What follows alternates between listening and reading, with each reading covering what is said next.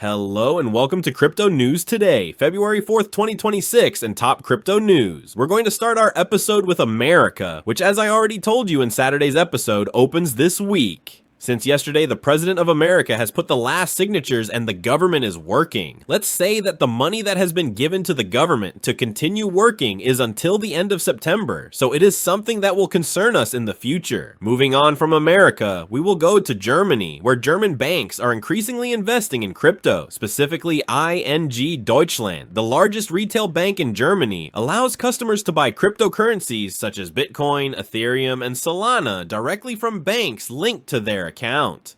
Let me tell you at this point that we are not talking about the actual coins. These are ETFs that track currency price movements, but these are the first steps. Moving on to the UK, and low buying Ark Invest bought shares in BitMine, Coinbase, and Circle. Going to an exchange for today, we will go to crypto.com, which is also in vogue, specifically in prediction markets, with its own platform, which is called OG. Moving on to our blockchains, we will go to the Spanish Red Cross, which is also on the blockchain and with its own blockchain. In particular, the Spanish Red Cross has developed a new blockchain-based aid distribution system, Red Chain, which promises transparency to donors in real time without revealing the identity of those receiving aid. The interesting thing about this blockchain is that it is a public blockchain that will be used exclusively as a service, while the data will be stored off-chain, that is, outside the blockchain, on servers that are trusted by them to achieve complete anonymity. At this point, there is no 100% reliable anonymity solution yet, so it's the best they could do, and as I've said before, the blockchain. It is applicable everywhere on the planet, and everyone will use it sooner or later. Moving on, we're going to MetaMask and Ondo, which are connected, and basically through MetaMask, you can buy stocks and ETFs thanks to Ondo, because these two have partnered. Let's say you can't do it right now, as this service is open to certain accounts for testing, and then they will give it to everyone. Moving on now, we will go to Vitalik and Ethereum, which has taken a new turn, and Crypto News agrees 100% with Mr. Vitalik's vision and what he is saying. Let's say now that the original vision of Layer 2 and their role in Ethereum no longer makes sense, as Mr. Vitalik wrote in this article, which you will find below in the description. Moving forward, I will tell you that for years, Ethereum developers have been aiming for a long-term goal to scale the Ethereum network, which, as we can see from Crypto News, Ethereum has been saying for years that it wants to become faster and faster, to become more scalable, as we say, but it has not yet achieved it. So everyone believed that this could be achieved through Layer 2, as many in the Ethereum community, including Mr. Vitalik, had previously stated that this scaling goal could be best achieved through Layer 2 networks. This is something we see in the latest upgrades. The latest Ethereum upgrades made Ethereum much better connected to Layer 2 and much cheaper. As a result, Ethereum has in its network many very cheap exchanges because there was a better connection with Layer 2. But all this, according to Mr. Vitalik, and we agree here, is not ideal because Layer 2, in order to achieve these speeds, sacrifice decentralization, and this is something that he does not like. As I said, Mr. Vitalik has now changed his mind, claiming that the Ethereum mainnet is scaling at a sufficient speed, and furthermore, they cannot believe that Layer 2 will match the Ethereum models, and therefore, they should not be considered a shard of the network, especially when it comes to sufficient decentralization, which they don't have because technologically they can't achieve it, or Layer 2 clients don't want to lose control, so Layer 2 can't be 100% decentralized. This is why Ethereum cannot trust Layer 2, because it is not decentralized, so we have to build our own infrastructure to make Ethereum fast, but we have Layer 2 as a backup layer, so we agree, as we said, with Mr. Vitalik and his new vision for Ethereum. And let me tell you, Mr. Vitalik sold in the last few hours more than $116 million in Ethereum, so either he wants to buy a new Ferrari, or this is all money he's saving for what I described above. For the final part of our day, we're going to go into a price prediction that I know you're going to love. We'll go to Standard Chartered, which predicts that by the end of 2026, the price of Solana will reach $250, while it has raised its target for 2030, saying that Solana could reach $2,000. So these were the new price forecasts for Solana from Standard Chartered. And it's time to go to our favorite crypto market. Bitcoin is at $76,000. The price yesterday yesterday reached as high as $73,000, but we managed to recover. And as you already know, I'd rather get down there, close to $70,000 to move aggressively. That wraps up the top news for crypto today, February 4th, 2026. I'd like to remind you that the content you just watched is created for educational purposes only and should not be considered as investment advice, but rather as investment opinion. Please subscribe to the channel, leave a like, and feel free to comment. Take care everyone, and have a good day.